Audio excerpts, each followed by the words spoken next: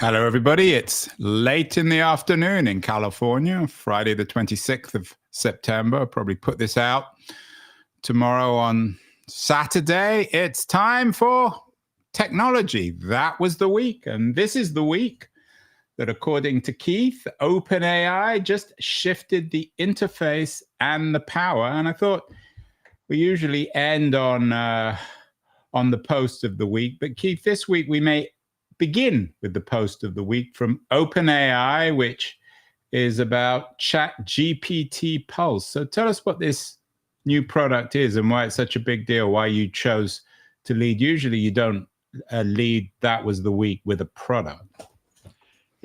Mainly it's because the product reinforces a narrative that we've been talking about on the show a lot, which is that AI is consumer-led. The consumers are the first customer, and at massive scale. It's already 1 billion users a week, or getting up there. And Pulse is a consumer app. Basically, if you have an iPhone or an Android phone and you are paying them, right now you have to be paying them $200 a month to get it, because it's only in preview for high payers, but it's going to be for everyone and free, I imagine, pretty soon. And what it is an intelligent agent that knows your email, your calendar, the stuff you've been interested in, and it gives you a daily update about all those things, including suggestions for things it could do for you to improve your productivity on those things. So it really is like having an assistant wake you up in the morning with requesting your permission to do various tasks for you, very correlated to what you're interested in. So the interview of the week this week is Jacob Ward, who's the author of The Loop. He came on the show. The Loop came out a few years ago. It predicted some of the AI revolution. And Jacob came on the show to talk about why smart machines are making humans dumber and dumber. He talked about the idiocracy trap. Some people might interpret this, Keith, as being part of this idiocracy trap. Everything now is presented. You say we're consumer-led, but the consumers aren't deciding what goes into Pulse. It's ChatGPT. So where's the consumer here? Well, actually, it's 100% decided by the consumer, because it's only acting on your behavior. It's a little bit like back in the old days, Alta Vista used to, when you did a search, it put 10 other searches underneath, which it had learned from users who'd done the same search. So basically, ChatGPT is learning from you and then enhancing you. So the consumer is in the loop, but I think that doesn't necessarily fully discuss his point, which I think is a broader point, which is the idea that as humans do less. Jacob's point, yeah, which is the idea that as humans need to do less and less, and machines do more and more, humans will get dumber. I think there's a whole conversation to be had around that. I disagree with that as well, but it's at least an understandable point of view. And what about, Keith, the issue of privacy here? You and I were talking beforehand. You're an OpenAI guy. I use Claude, and this hasn't come to Claude yet from Anthropic. But do we implicitly or explicitly give OpenAI or Claude permission to look at all our previous interactions so that it can create this thing called Pulse? Isn't it going to open up a hornet's nest of legal challenges on privacy? Well, they've covered their backside there, because there's many ways for you to have private conversations that are not shared with OpenAI inside OpenAI. You can create what is effectively projects that are self-contained, for example. So you have the ability to let it see, if you will, or not see what you're discussing. So I think legally speaking, at least, they've covered themselves. Nonetheless, you're right. There's bound to be people who suddenly realize that it's able to see things they didn't anticipate. Right. I mean, you're a high roller, as you acknowledge. The only people who have access now to Pulse are people who spend $200 a month, which presumably includes you, but most people aren't spending $200 a month. Most people don't use these. I mean, it goes back to all the issues that we have dealt with in Web 2, in Google, about whether people actually read the terms of conditions. This is going to become a huge issue, isn't it? Who knows? It could become a huge hit that people No, just I don't mean I don't mean a hit, but an issue, not just in terms of pulse, but what these AI systems are actually doing with their knowledge of our desires and interests and intelligence. I think that comes down to who else knows. If it's between you and what is increasingly going to become your personal AI, and even OpenAI itself doesn't know, it's just between you and your personal AI, then there probably are no explicit privacy issues. If OpenAI started sharing that with, adjacent people, and there were leaks, there'd be a ton of issues. I don't think it does that, at least not on purpose. So I think for the most part, you don't need to fear violations of your privacy. I think it more comes down to, is it useful for you in helping you think through your day or the issues that you're working on?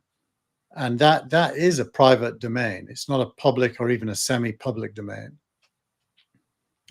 Sam Altman has an interesting essay this week on abundant intelligence.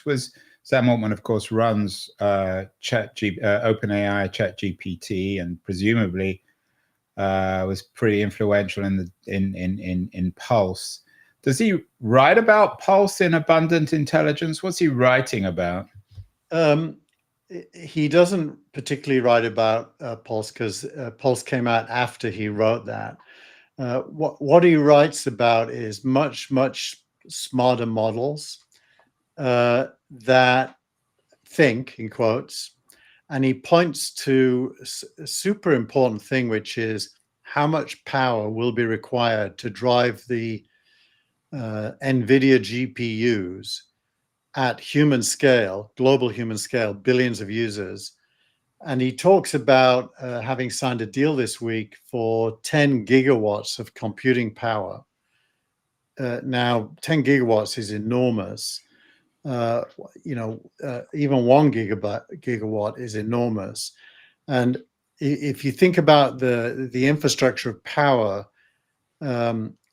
if we build data centers that consume a gigawatt or 10 gigawatts, what is it that is consuming that power? It's NVIDIA GPUs. And what is it that's forcing the GPUs to consume the power? It's token production from user AI requests. So what Altman is saying is there's going to be an unlimited number of tokens sitting on an unlimited number of GPUs, sitting on an unlimited number of data centers, consuming a massive amount of power to give humans effectively knowledge of everything. That's what the essay is saying. And if you listen to the NVIDIA CEO is on the B squared podcast this week, which is Bruce Gurley's podcast, and Brad Gerstner's. The CEO is on there, and he explains that you can predict NVIDIA revenues if you can predict power growth, because the growth of power equates to NVIDIA's GPU sales directly. Yeah, and we've talked about this before, and I don't think you and I agree on it. There was an interesting piece which I forwarded to you, didn't include in this week's newsletter, in the Wall Street Journal. Spending on AI is at epic levels. Will it ever pay off? There's some suspicion. You, in your sort of teleological way, believes that these things always pay off. I mean, sometimes I assume they won't, but all this spending is at epic levels. And these deals, the one you talked about, for example, between OpenAI and NVIDIA, is sort of, it benefits both parties, but it might be the froth, the ultimate froth on the boom. There are skeptics who believe that these companies are doing all these deals with each other ultimately perhaps the revenue isn't there. So it's all very well Sam Altman talking about the needs for power, but there's also a need for revenue on his side. Yeah, I've mostly been a skeptic when large amounts of capital expenditure happen to build infrastructure. I was a massive skeptic back in the 90s about interactive TV, and made the point that I don't believe most living rooms want their TV to be interacted with, because that would interrupt any shared experience in the living room between more than one human being. So I don't have a knee-jerk love for capital expenditure. I think what it comes down to is there real utility and value in the thing that is being manufactured or produced? And with AI, I think it's unambiguous that the outcome is human positive to a very large degree. So the capital expenditure is probably going to turn into human attention, and human attention invariably turns into dollars. So I do think in this case, and I didn't include that article because it came out after I'd finished the newsletter, but there's one in the newsletter which talks about an $800 billion shortfall between the investment and the likely revenue. I can't remember. Yeah, Bain and Co.'s David Crawford. The world is still $800 billion short to keep pace with AI demand. Yeah. So that article's kind of making the same point, and he's literally right, as is the Wall Street Journal article. If you don't imagine revenue being produced from the investment, but if you do imagine that, and I think you and I talk about $10 trillion value of OpenAI in the future. You disagree. I've been saying it for more than a year now. This week, several other people are using the same number to say that it's very likely that that will happen. One of them is the NVIDIA CEO. Well, he would say that, wouldn't he? Because I mean, if OpenAI is worth 10 trillion, then NVIDIA is probably worth 15 or 20. Well, the thing is, he can do the math on his order book based on current ratios between GPUs bought and revenue generated. So he probably has some insight that I can only guess at. But I honestly, I think an OpenAI being worth 10 trillion is a very strong bet now. Well, I hope you're always honest, Keith. You said, honestly, we shall see. This is one of our unanswered questions that will be revealed in the next few years. In terms of your analysis this week, you mentioned monetization. You said that because of development of products like Pulse, you believe that the next trillion-dollar platforms will control three assets simultaneously: attention, compute, and monetization and settlement. What exactly does that mean? And what kinds of products are they going to be? Well, that is a little bit deeper dive on what we already discussed, which is attention costs money to serve. So if human beings are using AIs, any of the AIs, that isn't for free. There's a data center somewhere where compute, that is to say thinking, is going on, and hardware is being used and power is being used. So at the top of the tree is attention. I think we can see that attention is growing, both in the number of people using it and in the amount of time they use it for, and in the complexity of the tasks they use it for. So then the next thing is power generation, which is required for the compute. That's where the 10 gigawatt. Yeah, that's the 10 gig analysis. Of course, there are also, leaving aside the economics of that, there are environmental consequences. More and more articles about that in the last few weeks, but that's another issue. Go on. And then the last thing is, if you've got those two things, how is AI going to make money? And the current answer is a combination of subscriptions and developers paying for uses of APIs, which are two ways of driving that attention and that compute and that power use. The third way is to have a monetization platform within AI, which this week OpenAI announced that they're hiring a head of monetization. They haven't yet hired. They haven't, even though they're worth trillions of dollars. They haven't got a monetization guy. You mean a business guy? They've got a business person, but what I mean is content monetization, not subscription based or API based. And so Fidji, the person that came from Instacart, who's running product, is hiring that position. And that implies whatever the AI version of Google AdWords is. That is to say that there are paid links that OpenAI gets paid for if somebody clicks on the link.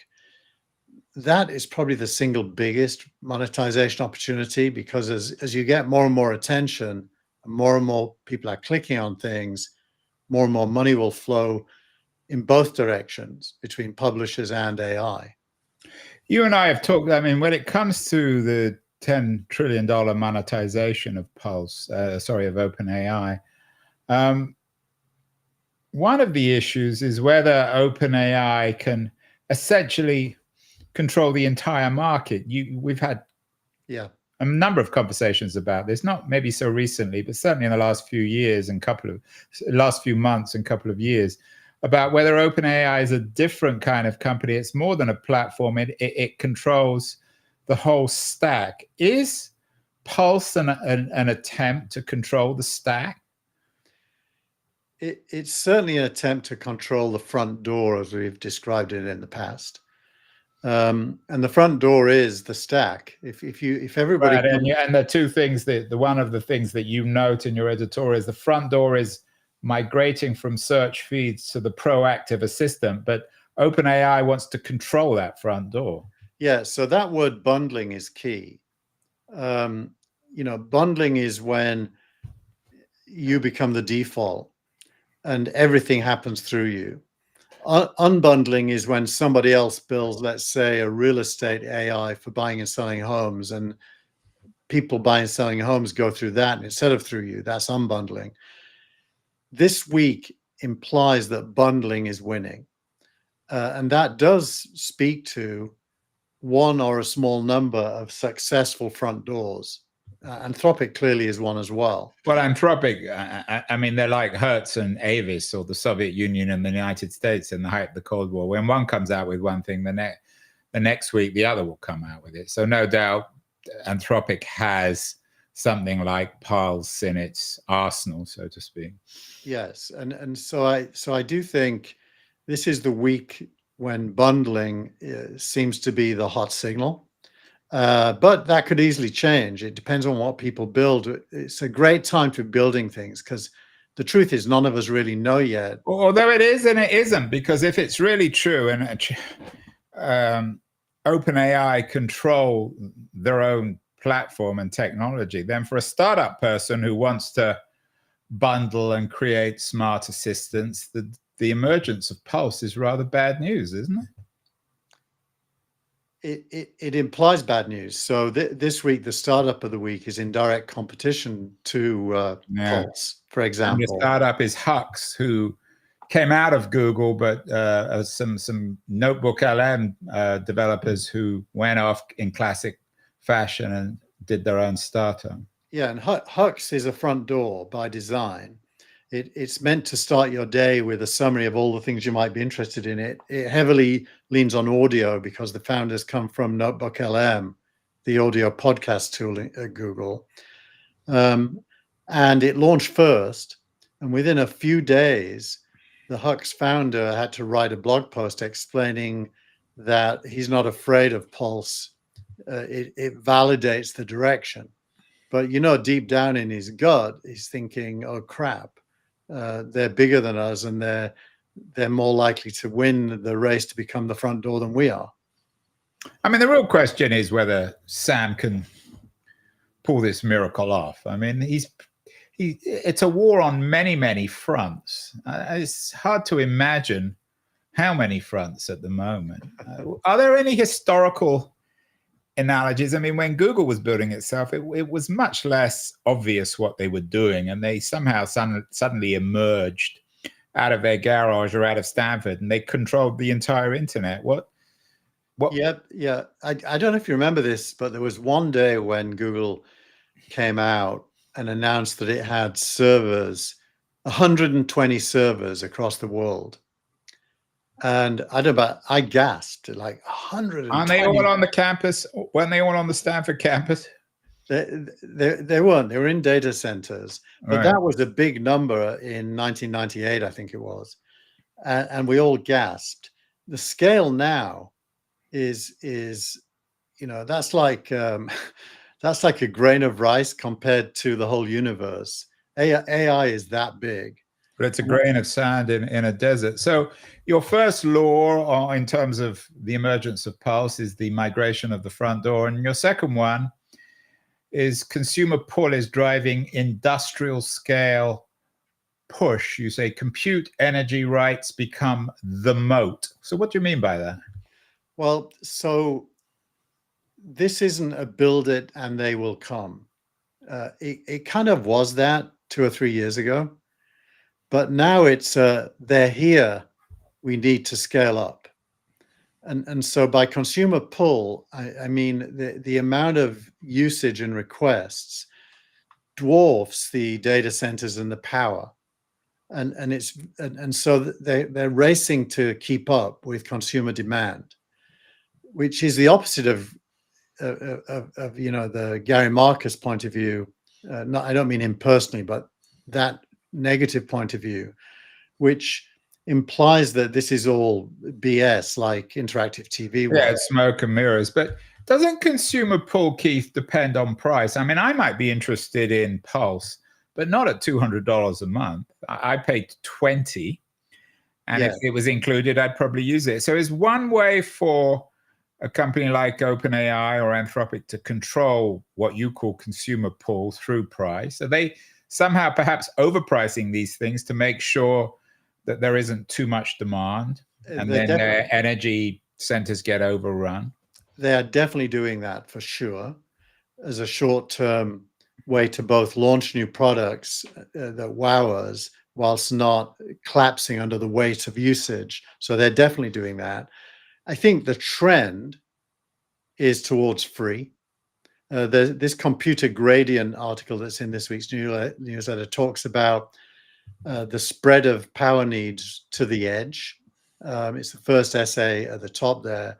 And it basically is talking how the new Apple iPhone 17 has a bunch of AI in it that only uses the battery on your phone. And it's clever, like things like language translation through the earphones. It's all not really free if it's on the iPhone. We have to pay for the iPhone.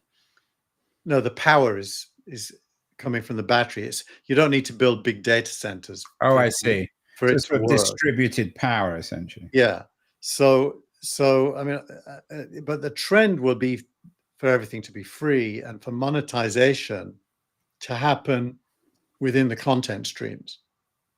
And what does that mean? Advertising again? I mean, I hope not, but there's going to be some people. Well, what's the alternative to advertising? I think paid links are different to advertising. I don't know if you can see that nuance, but when I click on a link that's relevant to a conversation, OpenAI may be getting paid, but I don't see an ad. I just see a link. Well, that's a microeconomy that's always been the dream of technologists. It's never seemed to me to be realized or realizable unless it's all managed by OpenAI or Google. I think it's going to be managed in the center of the network. Cloudflare this week had a whole week of announcements, one of which was a stable coin called Net for transactional micropayments. Another was to fulfill their promise of blocking crawlers unless they pay, if the publisher wants that. So the trend is towards monetization with users getting it for free. So our interview of the week is skeptical of tech. Jacob Ward, who is a journalist, tech journalist, is very skeptical. His book, The Loop, came out a few years ago. The zeitgeist might be shifting a little bit. Noah Smith, who's always very influential, his Substack essays are excellent and they have a huge audience. Has a piece this week on text can fix most of our problems if we let it. I sent it to you, Keith. I'm sure you were thrilled by this one. Well, I agree with the sentiment. Look, I think the more interesting one is your interview, because on the face of it, it's logical, right? If humans are doing less, you imagine humans will get dumber. Right, it's the idiocy trap. Right, which seems logical, and it's hard to disagree with. Now, in my mind, I think of humans doing less as giving them the capability to do more of what they want to do, some of which will be leisure and non-intellectual. But what do you mean, some of which? I mean, this is the old Albert Wenger argument, and you and I have talked about this endlessly. If most people, I mean, it's Marx's vision in the German ideology. If suddenly everyone in the world never had to do another minute of work, are they all going to start reading Shakespeare, doing podcasts? Unlikely. Well, you know, Marx's famous quote segments the day, and the last part of the day is a philosopher after dinner. Exactly. So it does include reading and thinking and discussing. And farming and doing all sorts of other creative things. I mean, he sees us as being so creative.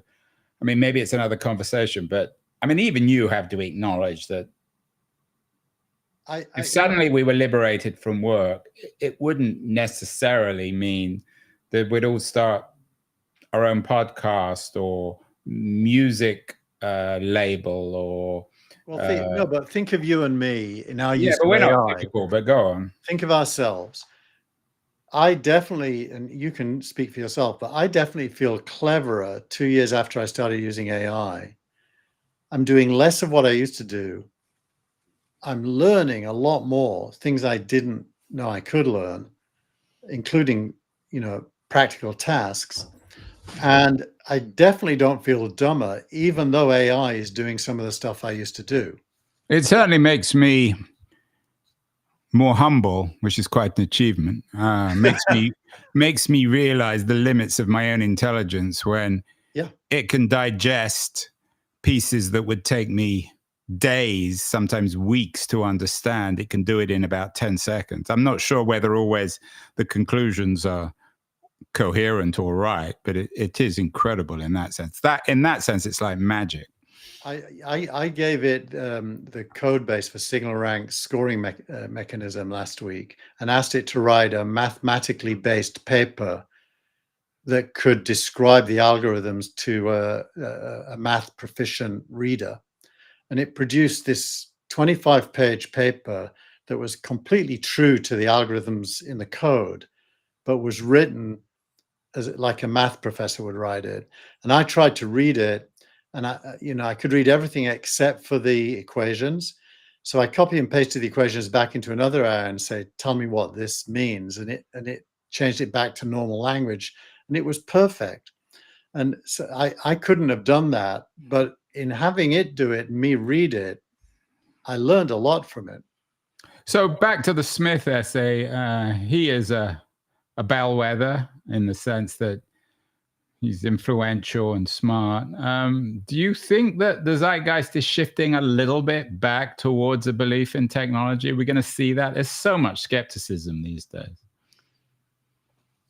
I fear that, especially for the, let's say, under 35 generation, the zeitgeist is completely divided between the Charlie Kirk generation that is pro-tech, pro-capitalist, believes that, you know, you can intervene in society to good outcome, and the, you know, people who are more like I was when I was young, which is the critics, usually thought of as, you know, critical thinkers who focus on societal problems like race and class and gender, and believe big tech to be a problem. So I think we're at that point where there's no consensus here. I'm definitely on the side of Noah Smith, but I don't think that's yet a majority opinion. Yeah, and of course, the Smith piece, for people not watching, has the image of a self-driving car, one of those cars owned by Google, on its front page. I had an out-of-town guest this week staying with us in San Francisco, and they were utterly amazed by the abundance of self-driving cars in San Francisco. I think that the self-driving car is probably the best example of how technology can make the world a better place at the moment, isn't it? Yeah, I had a meeting this morning at the Marriott at Fisherman's Wharf in San Francisco, which is for me about a 40-mile drive. My Now, we could have Tesla. done this show live, Keith. Oh, we could have. I hadn't finished the newsletter though. I came back to do it, but my Tesla drove me self-driving in both directions. So you mean you could have slept? No, it forces you to pay attention. It has a camera on you to make sure your hands are available if needed. But I could definitely think and not have to drive. Yeah, I think Waymo is a really interesting company. It may be one of the reasons why Google stock is doing so well. Speaking of Charlie Kirk, last week we didn't do AI for a change. We talked about the implications of the Kirk assassination, particularly on the Jimmy Kimmel front. You have a section in this week's newsletter on media. Were you surprised with how, I don't know if ABC folded or pushed back on the Trump administration, but everything seems to have changed. We wondered why, or I wondered at least, why Kirk didn't simply shift his show to YouTube. It's obvious now that, Kimmel, that he was negotiating with ABC. So is ABC, what's your interpretation of what's happened this week on the Kimmel, ABC, Trump, Kirk front? I think what happened is the backlash against the decision to suspend the show was more scary than the administration's feelings. 400 very, very well-known people signed an anti-Disney petition. They're all potential employees of Disney, people that Disney needs to have in their camp. And so I think they made a quick calculation of which way the wind was blowing and decided that they needed to put Kimmel back. And I just saw today Sinclair, the owner of a lot of the stations that still hadn't put him back on air, is now doing so this evening. So it looks as if Kimmel is going to be fully back. His monologue on the first night was very funny, but he did skirt over the fact that he totally misjudged. Well, I think he apologized. He recognized he'd made an error, and he made it clear that he wasn't celebrating the assassination of Kirk. I didn't watch it all, but I saw that highlight. You also have a Wall Street Journal piece, classic Keith Tier piece on when the left censored speech, a piece about Google admitting that the Biden administration's pressed it to silence COVID critics. Does that justify, in a way, in your mind at least, it doesn't in mine, but does it justify what Trump's trying to do now with media? Does it suggest, well, under Biden, the left did it, so we can do it now under Trump? I think what it tells us is that instinct we all have, that all politicians are narcissistic, self-serving ideologues, has a lot of truth in it, that you can't trust a politician, with principles. I think you have principles. I have principles. Speak for yourself. I don't have any. But I think we both wouldn't agree with what Biden did, and we don't agree with what Trump tried to do. So, although a defense of the Biden people is that they thought that they were saving people's lives, or at least that's what they would argue. I'm not sure whether it's always true. I believe that, but that's the whole point of principles. You have to stick to them even when it's hard. So, I don't believe they're lying about that, but I do believe they were wrong about it in retrospect, but there was no way of knowing that at the time.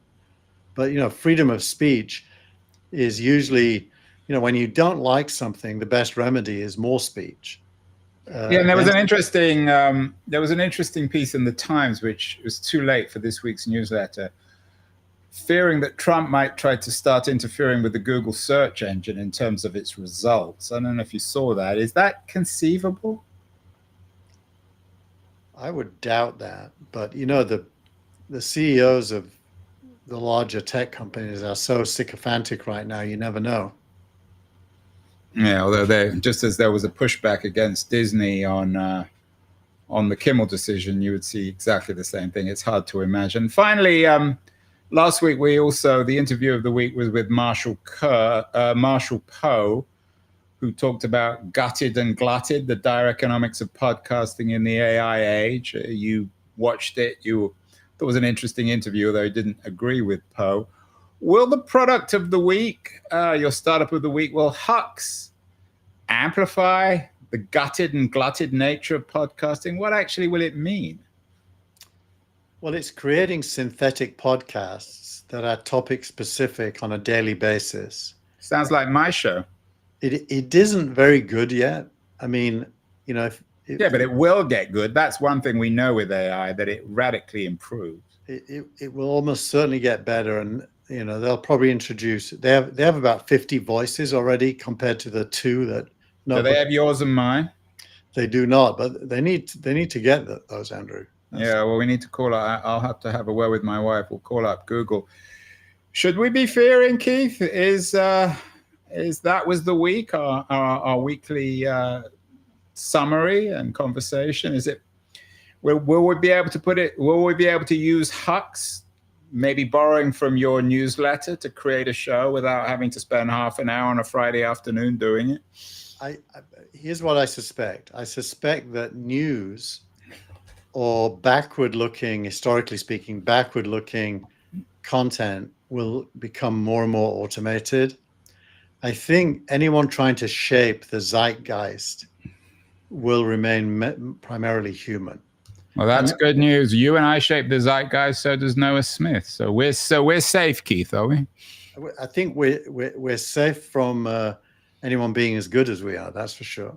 Yeah, I couldn't agree with you more. Well, as always, that was the week for tech. A big week, at least according to Keith. It was the week that OpenAI shifted its interface and the power, changing everything once again. We shall see if that's true, Keith. We're not doing a show next week because we're both on the road, but we will see everyone in a couple of weeks. So keep well, everybody. Use Pulse, use Hux, and maybe make Keith and I redundant. Thanks.